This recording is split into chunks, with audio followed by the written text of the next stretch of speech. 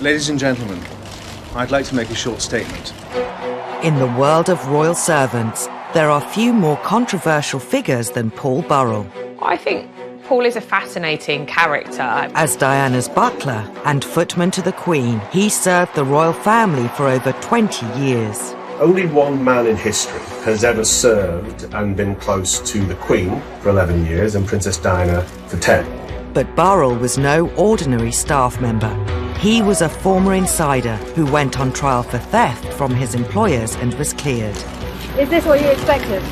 Of course it is. But who now enjoys a lucrative life of celebrity. Honestly, Paul, isn't it about the money? It is not about the money. But how did the man handpicked by the Queen have such a meteoric rise to fame? How did he secure the trust of Princess Diana? And was he really privy to the royals' greatest secrets? With access to his family, he is very loyal. his supporters, Paul was a keeper of her secrets, there's no doubt about it. and his critics. They watch him, but they don't trust him. We tell the extraordinary story of Paul Burrell, from servant to celebrity.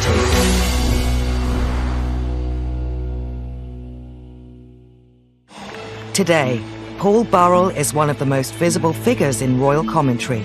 His 10 years as butler to Princess Diana still generate endless fascination and secure numerous TV bookings, including popular daytime TV shows. Joining me now is Princess Diana's former butler, Paul Burrell, of course, one of the people who knew her best of all. Morning, Paul. Can you believe it's been that long, Janet? I can't believe it's that long. I think in Britain, we love a character. He's incredibly colourful, he's very emotive, and of course he offers insight that a lot of people can't necessarily give. Having served as butler to Princess Diana, Paul became a household name, with the public eager to hear every detail of his life as a royal servant. Princess Diana made Paul Burrell famous, but Paul Burrell kept himself in the public eye for many decades and years thereafter. Paul's celebrity status grew through several high-profile TV appearances.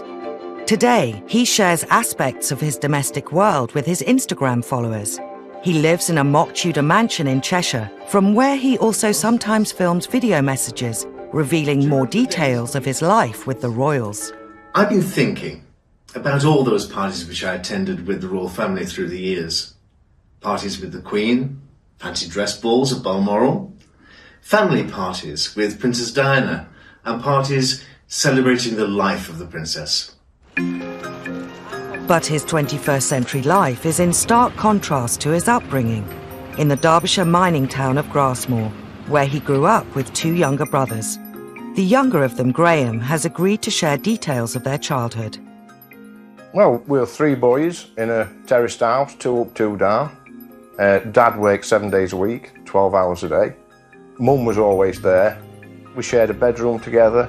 We had bath time together on a Sunday night in Tim Bath. The young Paul found a form of escape from his surroundings in the glamorous world of Hollywood.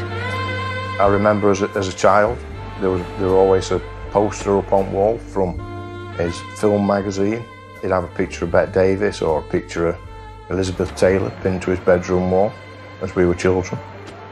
There was something about Paul that was always being led to a different life. Aged 12, Paul Burrell came face to face with a world entirely unlike his own on a family trip to London. We always went to Palace, and we always went to see Busby's. And on this particular time, we were all holding railings, 3 little boys from Derbyshire. And Paul said to Mum and Dad, one day I'm going to work there. Dad ruffled his hair and said, yeah, of course you are, son. After leaving school at 16, Paul studied for a diploma at Catering College. Upon graduating, he worked briefly in hotels on the south coast until a previous application to the royal household yielded a job offer. In 1976, at just 18, Paul Burrell began work as 14th footman to the Queen. This photo from his Instagram page shows him in Windsor Castle, but much of his time was spent at Buckingham Palace. When Paul did actually get the job at Buckingham Palace, it were unreal. We were stood looking at the most famous house in the land. It gave us a doorway into a world that was so far from where we lived. It were a world of fantasy. It was like living a fairy tale in many ways for him. I think he had to pinch himself from time to time. We used to drive down, go into Buckingham Palace, sit in his bedroom window looking down the Mall, and that was so exciting. Within 16 months of starting at the palace, he was promoted to personal footman to the Queen. And she'd apparently said, "Who is that young man?"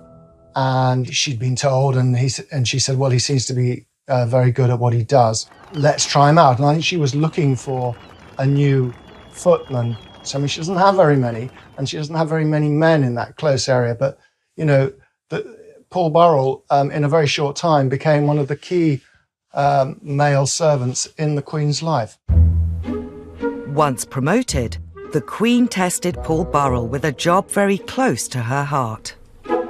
Burrell was thrown in at the deep end. The first thing she said to him was, "Oh, do you like dogs?" And he said, "I love dogs, Your Majesty." "Well, let's see if they like you." But Paul was quite practical. At breakfast that morning, he'd wrapped up a couple of sausages on the breakfast table and wrapped them up in a napkin and tucked them away in his pocket because he thought they might come in useful if he had to sort of placate the corgis. His secret weapon came in very handy because he managed to sort of rush off after the dogs behind some trees and sort of dish out their treats to them. And after that, of course, they wouldn't leave him alone. It wasn't until I actually stood in Royal Enclosure at Royal Ascot and seen the carriage drive swoop into Royal Enclosure and saw Paul sat on back at carriage directly behind Queen that it hit me like a ton of bricks that my brother was so close to Her Majesty. As her personal footman and chief corgi walker, Paul Burrell was one of the Queen's top servants. The images he posts online illustrate the pride he took in his job. But like all staff members, Paul would have been made very aware of his standing. Di Davis, who served the royals from 1994 to 98 as head of Scotland Yard Royalty Protection Force, remembers well the boundary between the royals and their staff. I think Her Majesty, she has seen so many servants, police officers, private secretaries come and go. All of us who work with and for the royal family have to remember our place. We're there to support them. We're not there to be their best friends.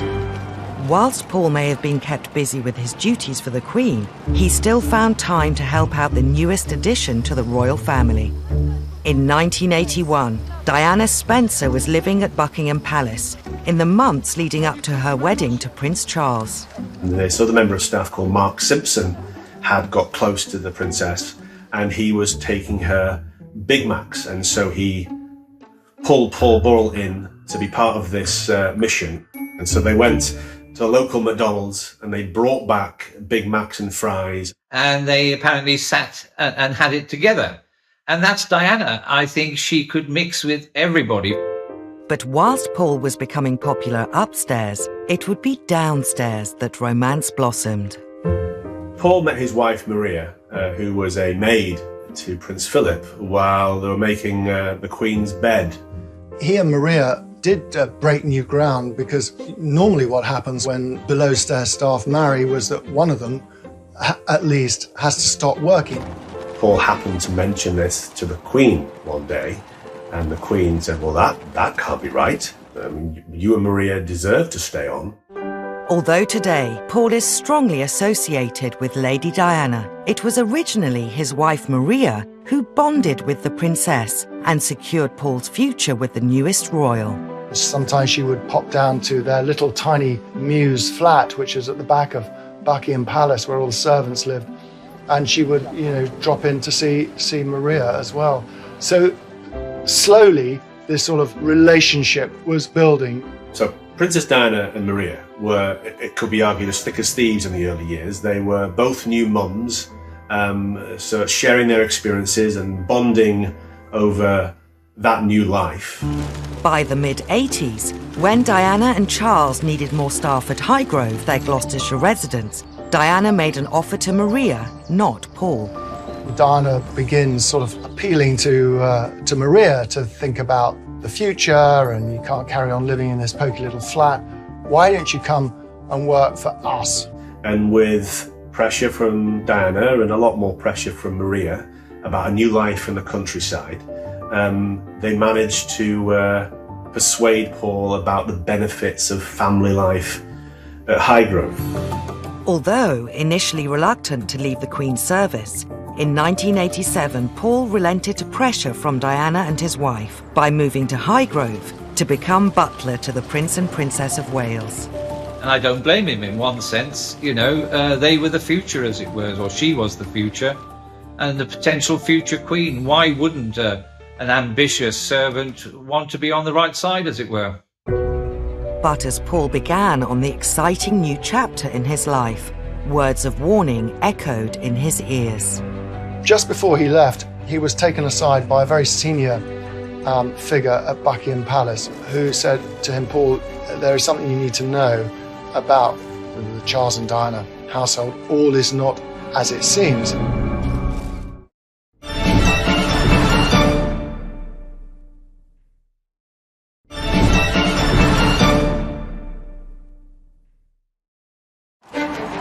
In 1987, Paul Burrell found himself working for possibly the most high-profile royal couple in living memory, the Prince and Princess of Wales.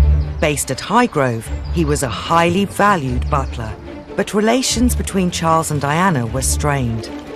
All the staff in the royal household knew that Prince Charles was carrying on a years-long affair with Camilla Parker Bowles.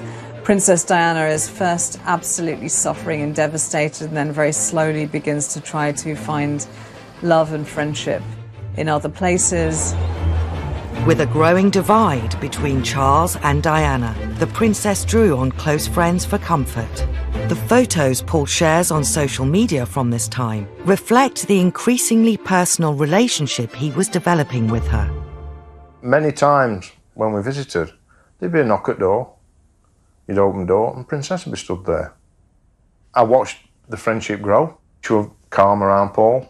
They were good together. Paul knew what she wanted before she wanted it. Paul soon found himself in a more trusted relationship with his employer than he had ever had working for the Queen at Buckingham Palace. She didn't have a husband who could talk to her. So she would talk to Paul. When she started to call him her emotional washing machine, she would dump all her innermost thoughts and emotions on him. They would spin it around together on a fast cycle, and she would always walk away feeling lighter and cleaner. Before long, Diana was asking Paul to enable her own extramarital relationships, in particular with former Army Captain James Hewitt, who had been Diana's horse riding instructor. There was one time when Diana asked him to go and pick up James Hewitt, to take him to Highgrove even, which is quite astonishing. So Burrell put him in the back of a car underneath a blanket. And, I mean, whether it really worked, it's highly unlikely because there are police all over the estate at Highgrove. The marriage problems of Charles and Diana soon became public when the Prime Minister made an unprecedented announcement. It is announced from Buckingham Palace that, with regret, the Prince and Princess of Wales have decided to separate. As Diana and Charles discussed separation practicalities, the princess made an astonishing demand. Charles said, well, you know, whatever you want, just take it and go. And she said, well, what I want is, I want Paul. From 1992, Paul Burrell became butler solely to Diana, based out of Kensington Palace.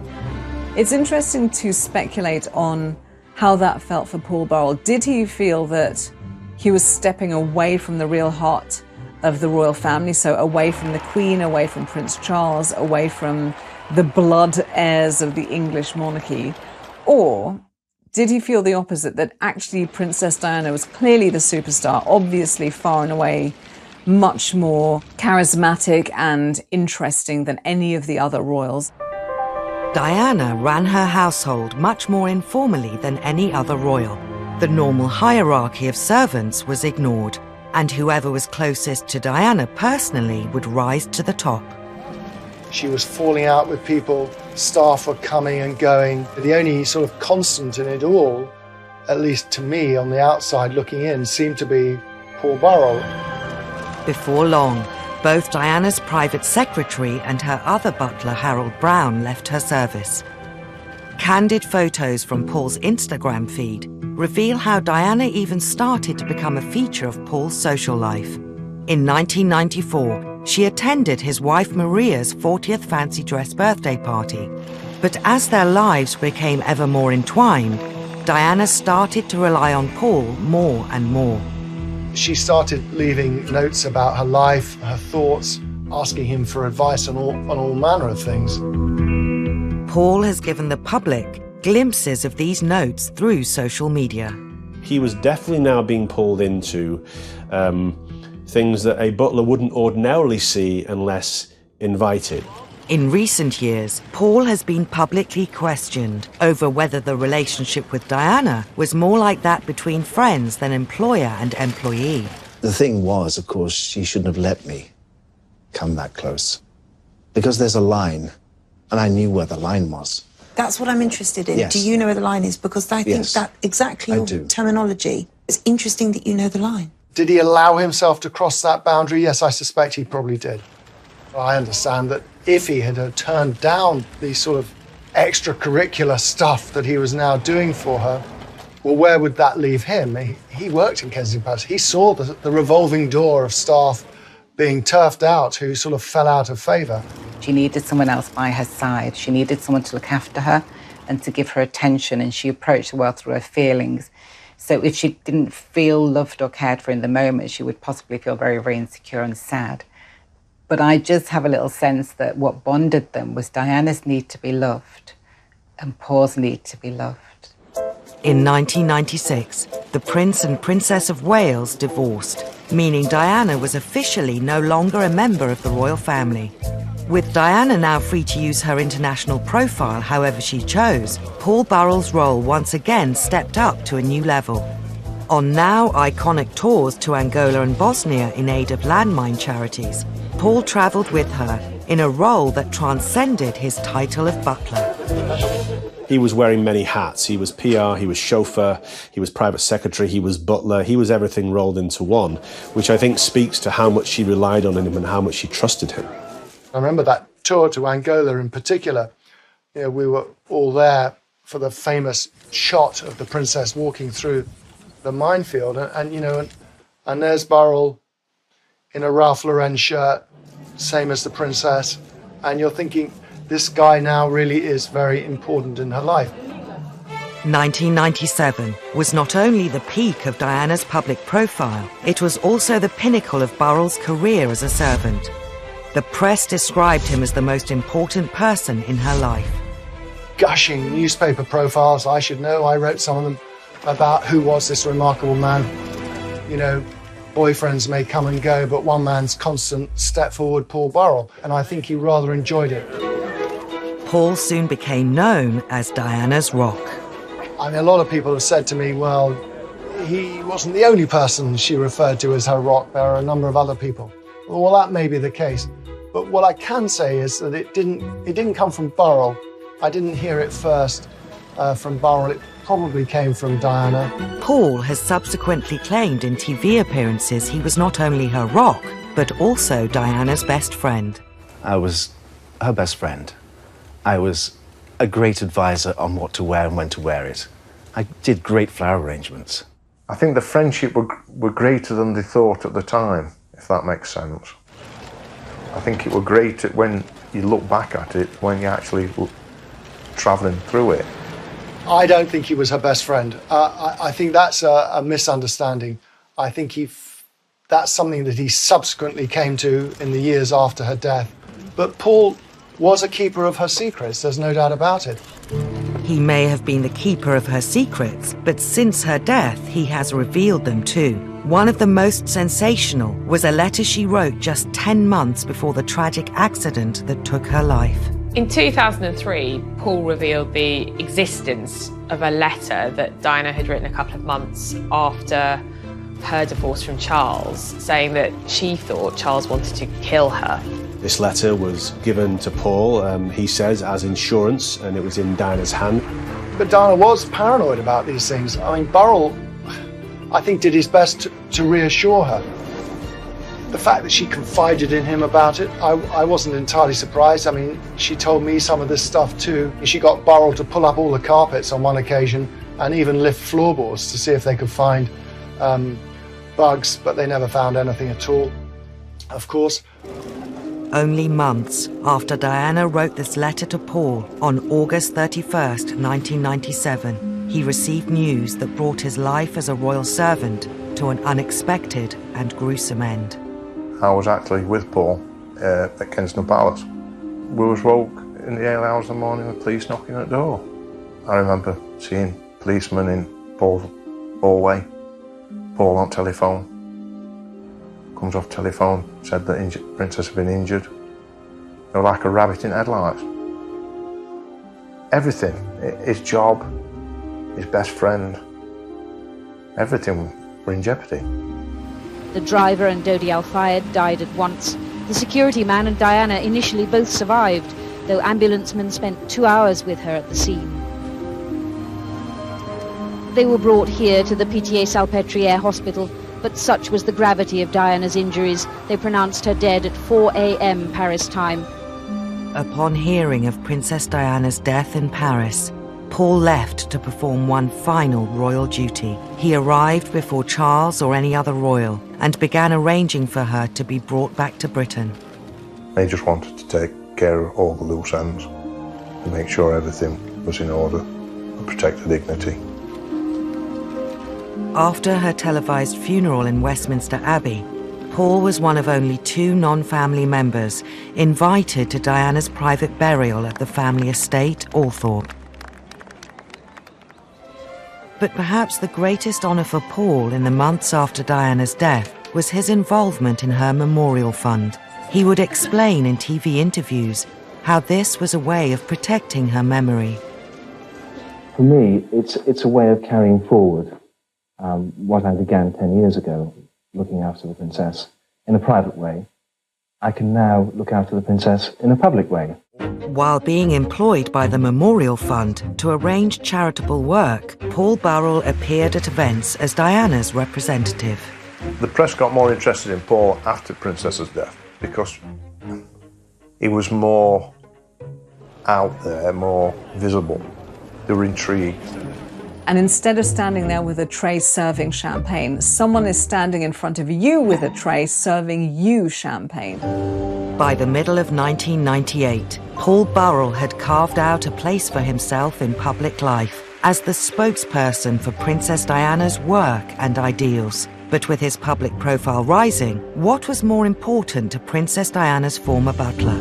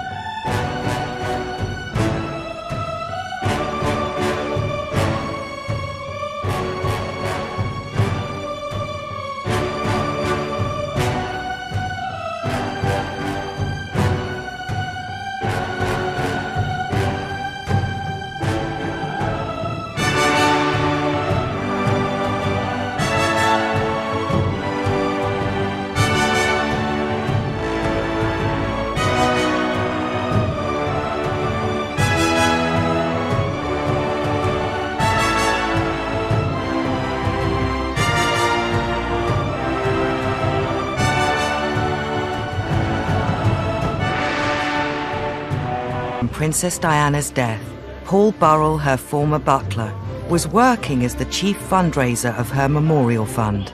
The Princess of Wales Memorial Committee gathered in 11 Downing Street for their 5th meeting.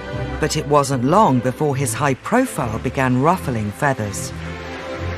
It is a moving and natural progression for Paul Burrell to be the person to take up the mantle, to carry forth, championing the causes embraced by the princess in her lifetime.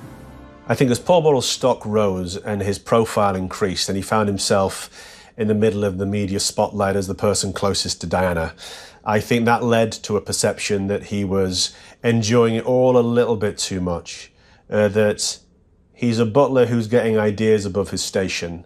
And looking out across this room tonight, I feel that her spirit is still alive. There he was at the Memorial Fund ball. He had spent 20-odd years in the shadows, as invisible as servants are meant to be. And he's thrust into the spotlight. It did seem extraordinary. He found it all almost too good to be true. And it seemed it was. In December 1998, Paul was made redundant. Mr. Burrell only had a few words to say. Paul claimed Diana's sister, Lady Sarah McCorkadale, broke the news to him in a London wine bar. To her family, he would always remain a servant, and he was working class. They were aristocracy. And of course, he was increasingly speaking on her behalf.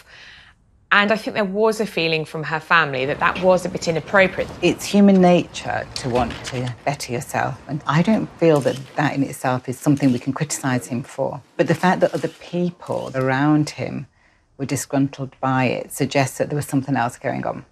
And the something else could have been that other people wanted Paul to maintain his position as a staff member, or that other people noticed a grandiosity in Paul and they were fearful about where it might go. I think Paul was devastated. He thought he had done good work for the charities in Princess Diana's name. His departure from the fund once again made Paul front page news. Paul Burrell, who joined the Prince and Princess of Wales' staff in 1988, drove off to spend Christmas with his family in Cheshire. Paul returned to Cheshire to begin a new life away from the spotlight. I think he felt he owed it to Maria and his sons to turn his back on his celebrity times. Maria wanted some stability. She wanted to be near her family. He did actually try and start a new kind of a life. I think it is too simplistic to say that Paul loved the celebrity. I think he genuinely believed that he was Princess Diana's standard carrier. He was her knight in shining armour, that he was his role to protect her, promote her, because she wasn't here anymore to do so. And so him kind of disappearing into obscurity, I don't think would ever have suited him. The Burrells' peaceful suburban life didn't last long. In January 2001, there was a dawn raid on their home by the Metropolitan Police. When the Serious Crime Squad searched Mr. Burrell's home in Farndon, Cheshire, they took away a number of items.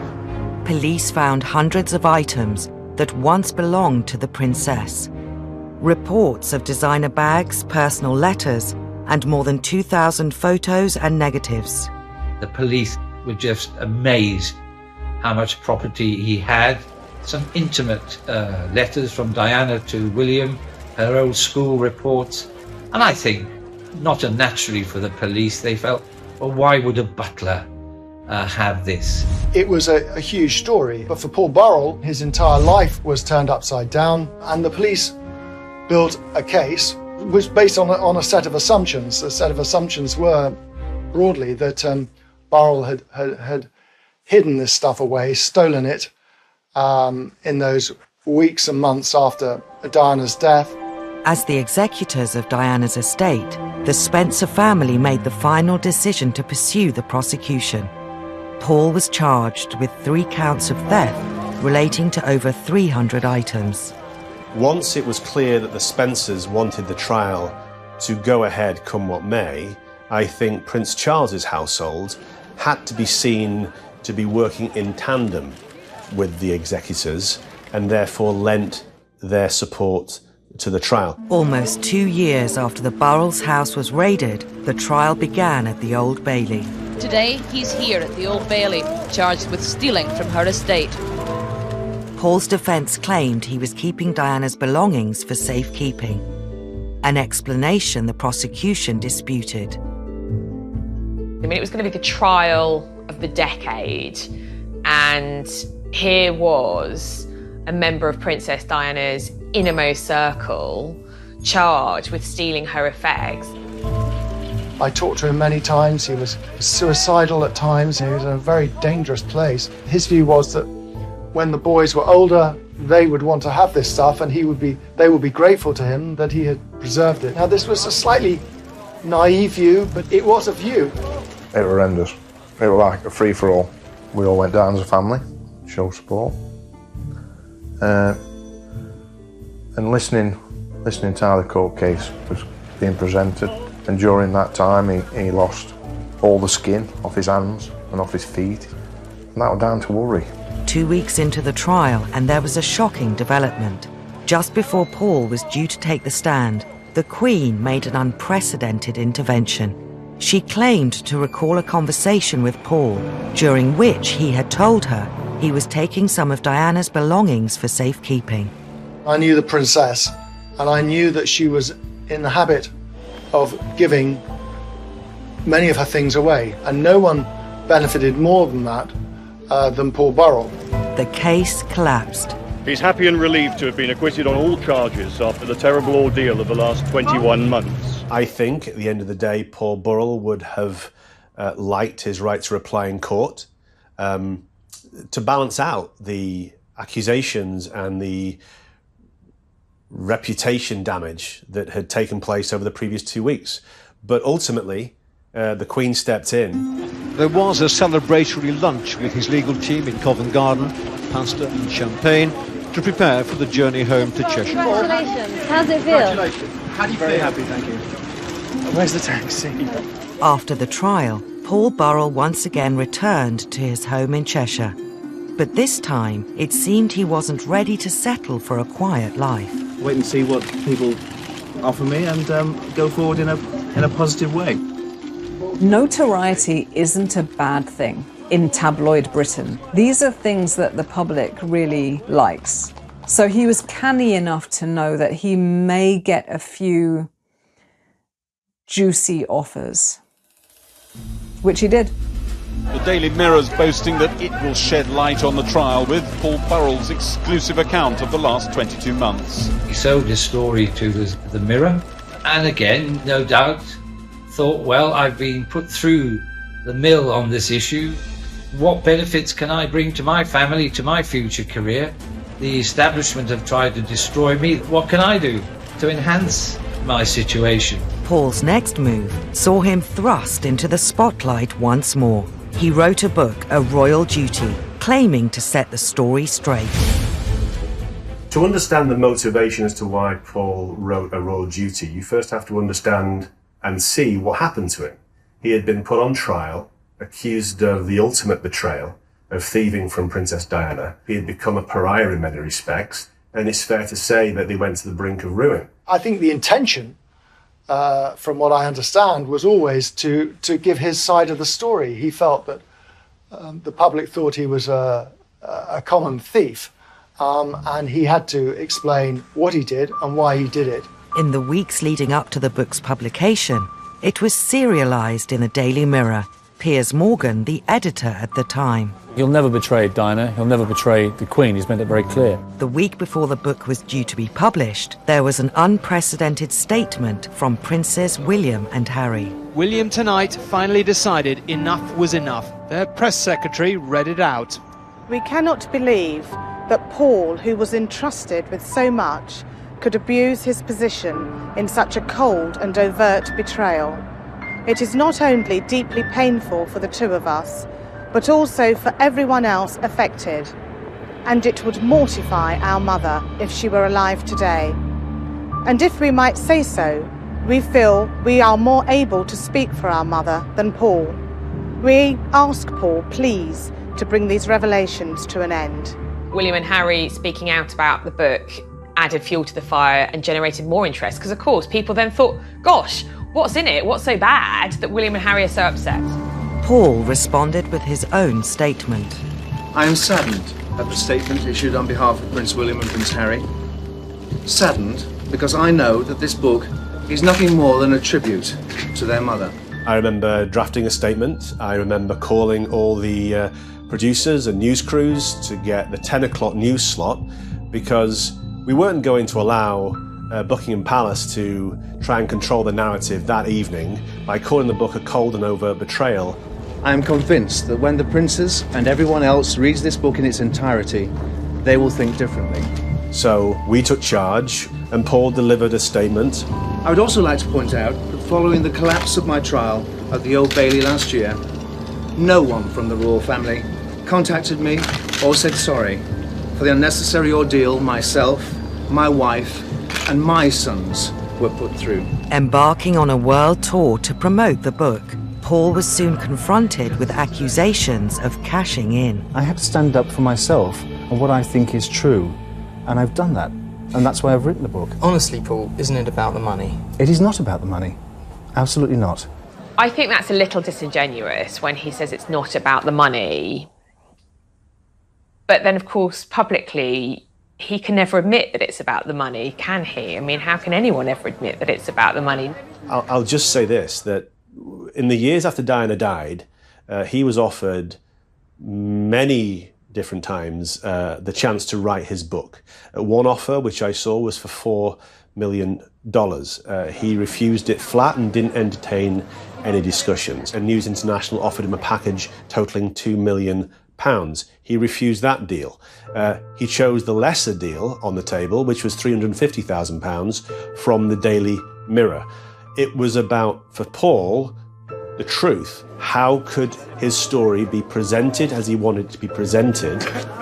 You know, there's that such inherent hypocrisy in all of us. We love to say, oh, goodness, you know, roll our eyes at someone who we say is cashing in on, you know, having worked for the royals. But equally, we can't get enough of it. We want to lap up everything that they have to say. With the spotlight firmly on the former butler, in 2004, Paul appeared on ITV's popular reality show, I'm a Celebrity, Get Me Out of Here. Taking part in a number of challenges, much to the amusement of presenters Ant and Dec. I can't feel anything at the minute. I'm going to put my...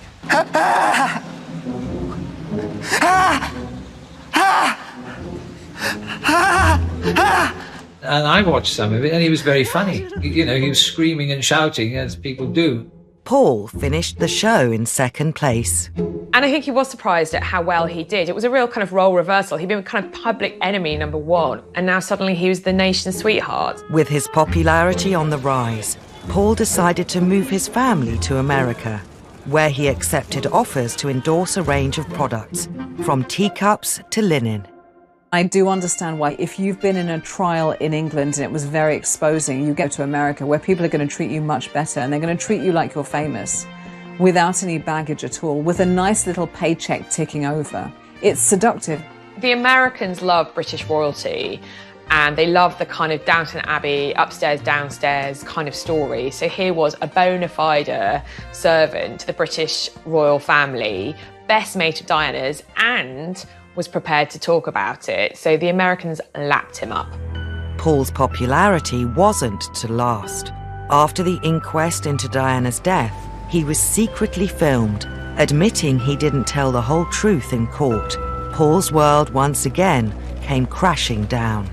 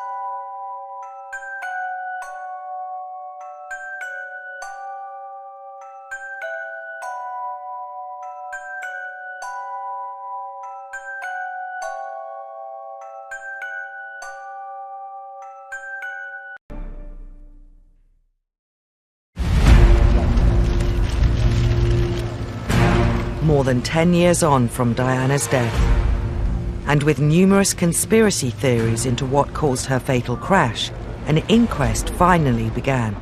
Paul Burrell, still living in America at the time, was called as a witness. All day, Mohammed Al-Fayed sat in court listening as Paul Burrell rejected any suggestion that Diana was about to announce her engagement to his son, Dodi. "I find that difficult to believe," he said. This was only a 30-day relationship. She was on the rebound from Mr. Khan. He gave evidence as somebody who knew her intimately as a servant, but also a confidant. He was one of the last 6 people that actually she phoned before she died. He has always seen it as part of his job to protect her, and being part of the inquest was part of that. The world's media were on tenterhooks, desperate to see if Paul had anything new to say. But instead of new revelations, Paul Burrell quashed rumours that were circulating about Diana, including that she was pregnant with Dodi Fayad's baby. The princess, he said, was on the pill and definitely not pregnant, and he suggested she may have allowed herself to be seen so publicly with Dodi in order to make Mr. Khan jealous. The inquest took months to complete, yet appeared to confirm what many already suspected. Let's be clear about this. Princess Diana died because a drunk driver was driving her car and was going far too fast in a Paris underground tunnel. And crucially, she wasn't wearing a seatbelt, and neither was Dodi. So those are the very base facts, but I think there was such an emotional outpouring of her untimely death that the facts got lost. With the inquest finished, it wasn't long before Paul Burrell found himself having to face uncomfortable questions again, when he was secretly filmed by a Sun journalist, admitting he didn't tell the whole truth in court. He was drunk, he was jet-lagged, and he maintains he was a victim of entrapment. There might have been an element of showing off. I'm sure that's quite possible too. The total disregard for how this will feel to the people who were affected by Princess Diana's death, it just takes my breath away. Paul's lawyers issued a statement stating that Paul was showing a degree of exaggeration, but he was in private, not in court, not under oath. He did not conceal anything remotely relevant to the inquiry. Despite this, the impact was wide-reaching. The fairy tale was over. The fantasy was broken. He wasn't this twinkly-eyed English butler. I think he did become less credible as a kind of talking head and as a source on the royal family. His star was waning, and he returned to Britain, to the family's flower shop. Paul's wife and children remained in America. It certainly had a negative effect on views about him. You know, he went from being this rather sort of lovable figure on daytime television to someone who, the public sort of collectively groaned about. In 2017, after years of media speculation over his sexuality, Paul revealed he was gay and planning to marry his partner of 10 years, Graham Cooper. With Paul's private life almost as valuable as Princess Diana's, the Sun newspaper ran the exclusive. Paul wanted a private wedding, and he wanted to come out as a proud gay man privately to the people who know and loved him. We've got to remember the Sun newspaper chose to out him. So the moment that news breaks, you are immediately out of control of the story. So Paul did a deal to take control of the narrative. Paul was once again welcomed onto British daytime television. In an interview on This Morning, he revealed how he told his family about his sexuality. To sit with them and talk about my sexuality and to cry with them and say, this is your dad. I'm your dad. I'm not going to change. I'll always be here for you. I said that to my wife. I said, I am your best friend. I'll always look after you. I'll always look out for you. As complex as Paul is, it's important to understand and not villainize him every turn, to understand that he also had some very difficult challenges, which he had to find ways to overcome. Since his marriage, Paul has sold his flower shop, but still accepts offers to comment on big royal stories, including talking to the Loose Women panel about Harry and Meghan's departure from the UK. They're not the first royals that have decided to leave the country or to have another home in another country. Diana was also deciding to spend some of her time in America. And in fact, the day she died, on her desk were plans of a home in Malibu in California, which she was in the process of purchasing. Undoubtedly, Paul will want to talk about one of the biggest royal stories this summer, the unveiling of a statue of Princess Diana on what would have been her 60th birthday. When it comes to the unveiling of the statue, I think Paul is realistic about his chances of being in attendance, but I'll say this.